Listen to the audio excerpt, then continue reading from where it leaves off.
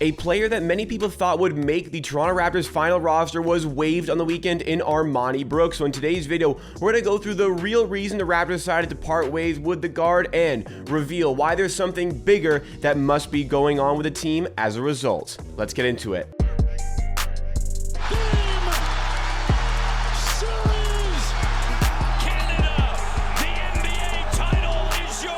What's going on, NBA and Raptors fans? It's Jacob here, back with Amateur Hour Sports for another Toronto Raptors YouTube video. On this channel, I bring you the greatest coverage and analysis on the latest Toronto Raptors news, and I'm doing it all throughout the offseason. So if you like what you see from today's video, then make sure you are subscribed to the channel and help us on the road to 12,000 subscribers. And if you find yourself enjoying this video along the way, be sure to drop a like to give that extra little bit of support to the channel. We want to hit 300 likes on today's video. But this video, it's all about Armoni Brooks and why the Raptors waived him and what effect this will have on the Toronto Raptors roster over the course of the summer. A little bit of a housekeeping thing before we really get into it. 2 videos ago, I made something similar after the Raptors signed Juancho Hernangomez, and I went through who I think the Raptors would cut from the roster, and there was an error in that video where I had 21 players on the Raptors current roster when it's supposed to be 20, so I only cut 3 and ended up with 18 players instead of 17 on the roster. That was a mistake that will be corrected for today's video. I am aware of the roster sizing. It's 15 plus 2, which makes it 17.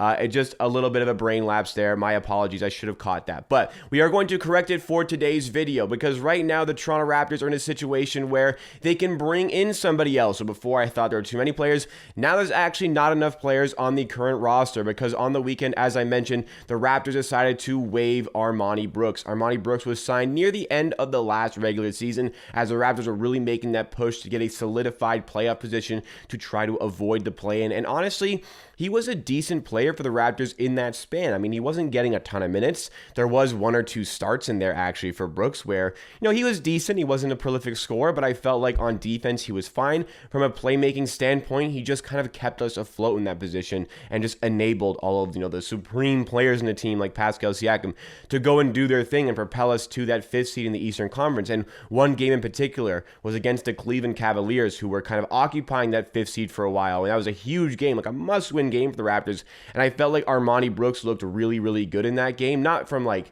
a really, really good NBA standpoint, really good for what my expectations of Armoni Brooks were. And honestly, I felt like he had a really good shot to make the final roster. Ultimately, I felt like he wasn't going to make it, but he had a shot, but the Raptors decided to waive him because his guaranteed money would have come today. He signed a partial guarantee near the end of last season, and that guarantee would have kicked in today, August 1st.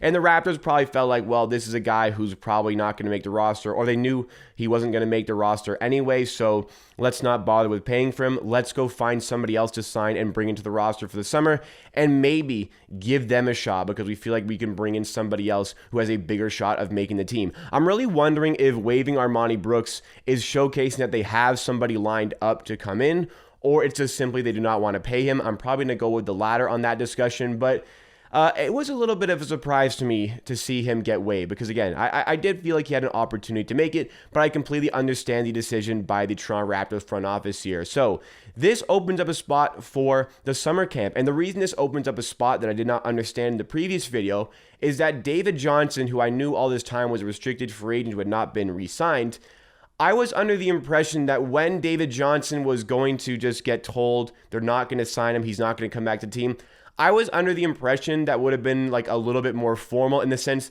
like I kind of wanted an announcement from a media representative to just say like we'll not be signing David Johnson. That was never forthcoming. So my assumption this whole time was that, okay, they're going to have him for summer. They're going to see what he's like and decide they want to re-sign him, or they're just going to let him go. But at this point, David Johnson is still without a contract with the Raptors. So it just seems like he is not going to be returning. And I think myself and I think almost all of you watching this video who have any sort of opinion on the Toronto Raptors roster would have cut him this summer, so it makes complete sense not to even bother with him over the course of summer camp because now the Raptors have an opportunity to still bring in another player for the team for this upcoming season. But this doesn't really change anything for the players still fighting for those final roster spots. You still got Delano Banton, you still got Justin Champagnie, Malachi Flynn, maybe to a little bit of a degree, although, after his game in the Pro-Am, and then you also go to his game now in the Drew League where he went off. I think, even though those games don't really matter a lot, I still believe he's going to make the final roster anyway.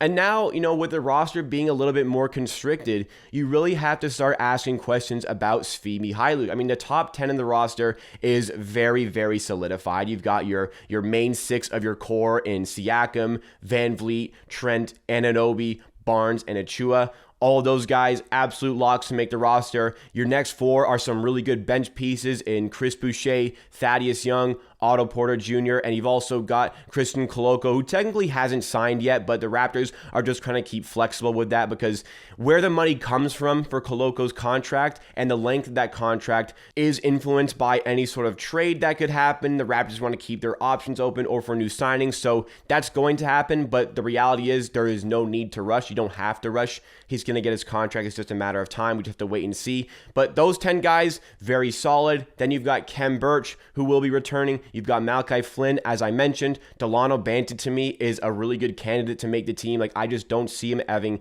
any sort of problem making the final roster. I'm sure the Raptors want to continue to work with him next season. That's 13 players. Then you go to Svi Mykhailiuk. The problem with him, he's on that $1.9 million guarantee. If he wasn't on that guaranteed money, then I am almost certain that he would not be returning to the Toronto Raptors for next season. But as a result of that guarantee, I think he will be back with the team. That's 14 players, which leaves. You've got Justin Champagnie, you've got Juancho Hernan Gomez, and you've also got DJ Wilson to make it 17 players. The two-way contracts are going to Ron Harper Jr. and Jeff Dowd. We already know this, which leaves one spot available because Armoni Brooks got waived, and David Johnson, it does not seem like he will be returning to the team. And, a few people are saying it's kind of a wasted pick here. David Johnson was selected 47th overall last season in the NBA draft, and after 1 year of somewhat underwhelming performances in the G League, and after a summer league where he just did not look like he will be providing the team anything, the Raptors decided, it's not really worth it to give him any more time. And, maybe it is a little bit of a wasted pick, but I said the day after the draft when they selected Delano Banton, 46 overall, and David Johnson, 47th,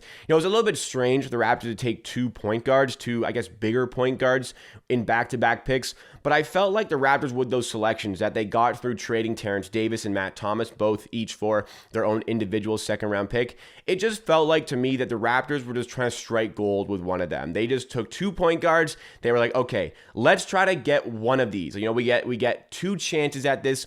Let's hope one of them turns into something that we can actually use. That turned out to be Delano Banton, who I still feel has a good amount of potential to be a solid NBA player. If the other one doesn't work out, then hey, at least we got 1 point guard in position that we feel like we do need some extra little bit of service. So ultimately, it kind of worked out in the end. David Johnson, I kind of wish all the best for in his NBA career. I think he'll find it very difficult to find any sort of NBA home. I fully expect him to be in the G League next season. But regardless, there's 19 players currently with the Toronto Raptors who are on contracts. There's now nobody who's here other than Christian Koloko, who's unsigned and we're still unsure about. There's 1 roster spot remaining for the summer camp. And there's a lot of different things the Raptors can do with this spot. It'll be interesting to see what they want to do with this specific spot because Armoni Brooks, maybe they feel like they can get a little bit more height somewhere else. Maybe they feel like they can get a little bit more youth somewhere else. Armoni Brooks, even though he's young, he's 24 years old. At this point, in terms of potential, you would say, how much better is he really, really going to be getting? How much further can he really go in his NBA career? The Raptors maybe want to prioritize all these other traits that I listed previously. Maybe they have an eye on a specific person. There is a lot of centers in the pool right now of free agents who, still don't have a team. I'm not necessarily saying we should sign any of them, but guys like Hassan Whiteside, guys like DeMarcus Cousins, guys like Dwight Howard, these players still don't have any sort of homes in the NBA, although I've seen maybe Dwight Howard is actually retired, but I don't think the Raptors are looking there. I think they're just going to be looking for a young player to fill out the rest of the roster, maybe try to get an extra little bit of a spot for the Raptors 905. Last season with the 20th player, they got Reggie Perry, who was excellent for the 905, ended up earning a spot with the Portland Trail Blazers in the NBA. I think he will be returning there for this season. So, there's a lot of things the Raptors can do with this spot, but it just showcased that they did not want to work with a player they did not believe in. They did not want to work with a player in David Johnson who they did not believe in. They did not want to work with a player player in Armoni Brooks if they had to give him that guaranteed money, knowing that they probably wouldn't have taken him on the roster anyway. But as it goes to the roster, I mean, depth has been a little bit of a problem, I would say, in the last couple of seasons, and it was very apparent in the Tampa season. But depth was a bit of a problem last season. I think a lot of that has been sorted, and I feel a lot more comfortable, especially with the top-heavy depth. Like a bench unit of Achua, Boucher, Otto Porter Jr., and Thaddeus Young sounds like really, really good to me. So there isn't as much pressure on the Raptors to find like useful pieces going through the last little bit of the depth in their roster. And I think more of a focus can be on the fit. It'll be less about talent, more on the fit. How will the player come in actually benefit, the top heavy guys in the roster? How can this guy, if he's needed in a specific occasion, how is he going to benefit the team? What is he going to do to provide a service to help this team win more games? Like, even if the guy coming in is going to help us win like 1, 2, or 3 more games, sometimes like 1 or 2 games can be the complete difference in your standings. Like if the Raptors could beat the Detroit Pistons last year after losing 3 times to them last season, like we would have been challenging for a 2 seed in the Eastern Conference. There's all these fine margins in the NBA, and right now we can kind of focus on those little margins here. Maybe I'm kind of overstating the impact that these guys can have, but you really don't know what you're getting with the players coming to the roster. Some guys can surprise you, like Justin Champagnie. Like from watching Justin Champagnie in Summer League last season, could we have foreseen him having like a pretty decent role with the Raptors over the course of the first half of the season and having a humongous role with the Raptors 9-5 near the end of the season? Like, nobody could have foreseen that. It's the development and it's the players, it's the scouting that you can find to find these little diamond in the rough type of players. But ultimately, as it goes, I feel like, with David Johnson now being gone, Armoni Brooks being cut, the next one out the door would be DJ Wilson. I think he's going to get the summer to really prove his stuff, but I don't think he'll make it. And now that I'm actually assessing the roster with the right sizing here, I struggle to see Juancho Hernan-Gomez making it over players like Delano Banton and Justin Champagnie. The new player coming in, I mean, I can't have any sort of expectation for that player just yet, but if somebody really is playing well in the summer, and I know a lot of you want Svi Mykhailiuk waived, if somebody does play really well in the summer and really does showcase that, hey, he can give us something over the course of the season, the Raptors still have that opportunity to waive Svi Mykhailiuk. I don't think it's going to happen, but I wouldn't be like stunned to see that as a possible solution. But Armoni Brooks being waived, overall, it showcases maybe the Raptors want to look for some sort of different talent, maybe another forward to add to the roster.